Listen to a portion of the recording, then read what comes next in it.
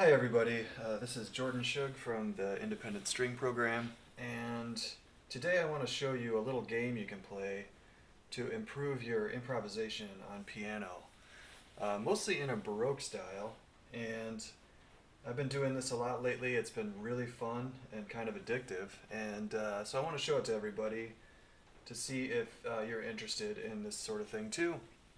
I want to caveat that I am not a piano player. I have some modest piano skills, um, but you don't have to be great to do this, and I think that this will also transform my playing as well. So I'm going to start in small stages here. I'm going to start from very simple and easy to gradually, increasing the difficulty and up to where my limits are. And then if you're a piano player or if you have some modest piano skills, this should make sense. But this isn't for beginners. You need to know a little bit about harmony. If you're a classical musician that has some rudimentary harmony understanding, or if you're like a rock musician or a pop musician or a jazz musician, this will all make sense to you. So we're going to start in C major, and we're going to use we could start with, we'll start with two hands. And the one chord in C is a C chord. And then the 5 chord is a G chord. And we're just going to use triads.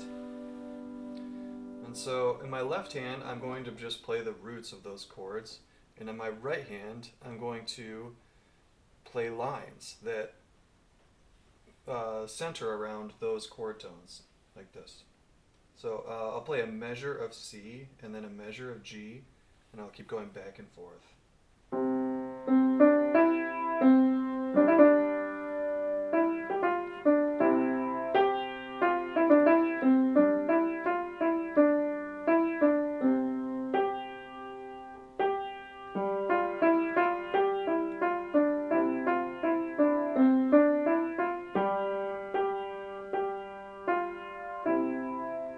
Notice that I stayed within my 5-finger pattern. It was very simple.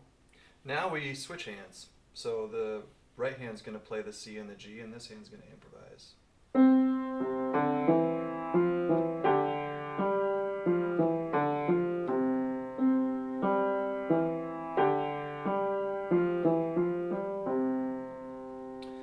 And then play that for a while. Just play with it for a long time and get comfortable with it. You could trade. So, maybe one hand gets 2 passes and then the other hand gets 2 passes, like this.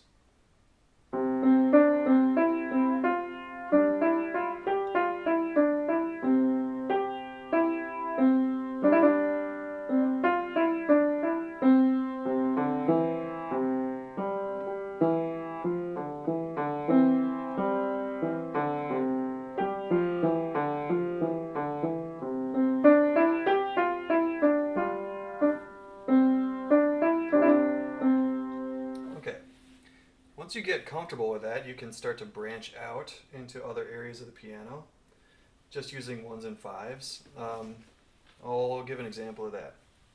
So now we're stretching beyond our 5-finger pattern.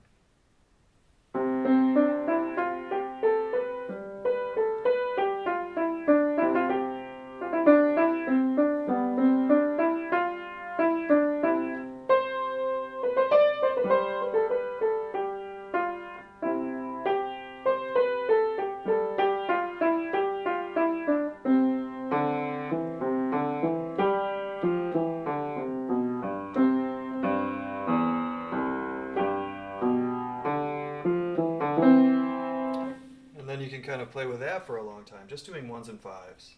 From here we could branch out to any number of directions. You can change keys.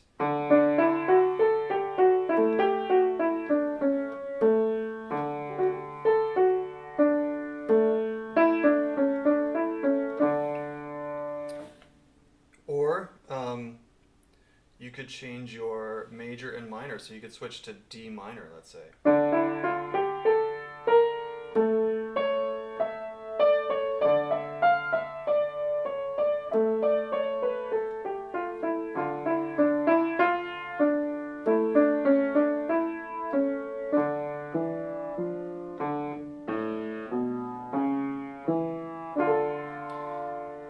notice I don't do much with the chords. I don't play. Eventually, I want to work towards playing two lines with two hands.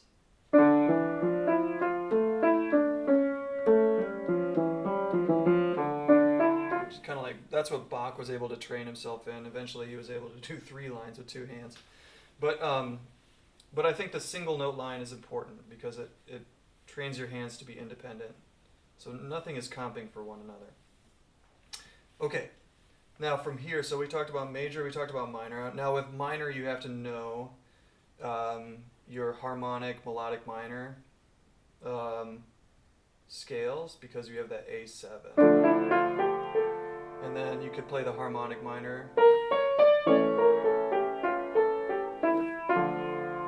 And then you have melodic minor with the ascending, descending. Now, you can ignore the rules of if it's going up or down. You noticed I went down the ascending. That's totally fine.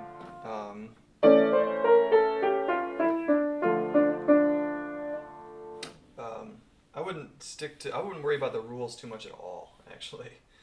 As long as you know the notes and the chords and you know your scale, you should play with it and not feel tied down to whatever Baroque rules or conventions there are.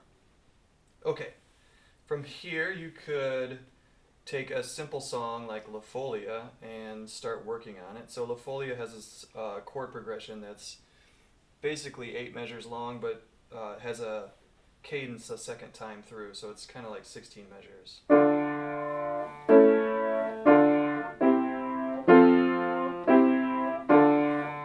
That's one time through the chord progression, and then the second time it does the same thing again. And then the second time it has this kind of like cadence.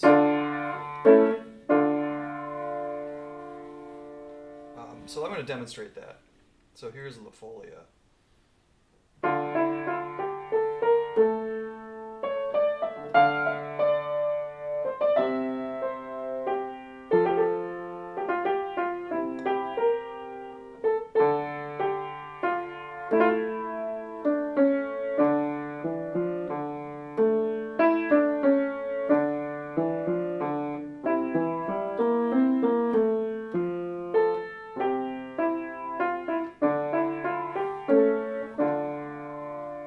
That's one time through the form. I just played it one time through, but what I'll do is I'll just keep going and going and going. Just having fun with it. You know, I could go for 20 minutes and it doesn't get old. It's just kind of fun. And as you get better and better at it, it gets more and more addictive.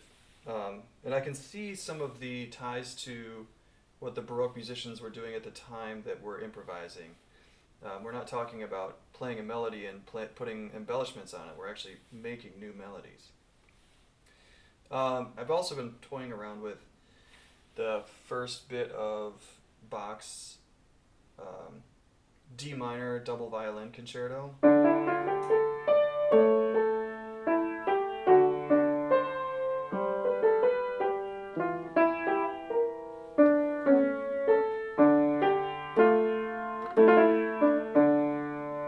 So I'll go through that chord progression. This is nice because it changes keys slightly. So it's in D minor, obviously, and then it plays a D7 to go to G major. And then it plays, goes to G minor, and then A7, D, D over A. There's that cadence. And then if you want, you can just loop that like this.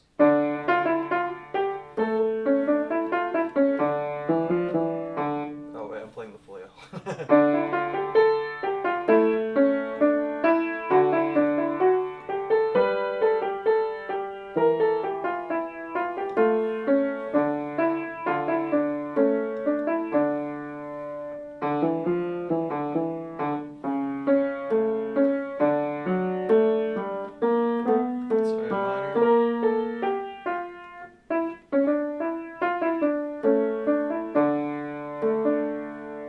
As I said, I'm not really a pianist, so I'll make mistakes here.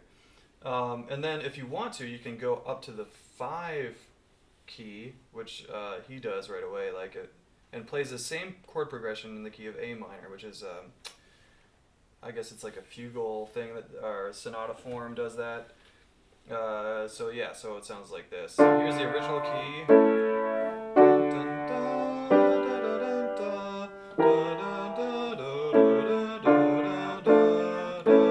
Now do the same chord progression in A minor.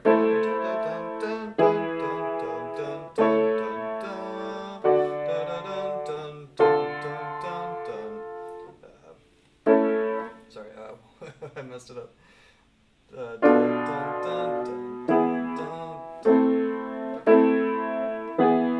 And then you could play like a A7 here to go back to D minor. It doesn't matter really what you choose. You can find old chord progressions from old songs, or you can make your own up. And that's another thing I've been doing, is just kind of choosing a key like F minor and kind of choosing bass notes and chord progressions, just improvising them. I'll try and demonstrate this.